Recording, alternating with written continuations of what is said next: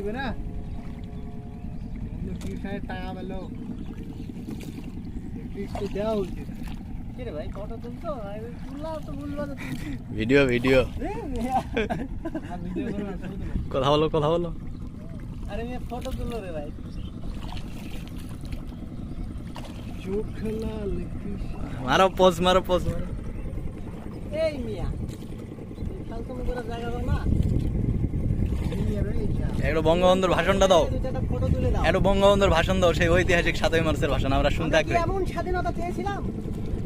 যেখানে ফটো তুলতে বলতেছি কিন্তু করতেছো ভিডিও না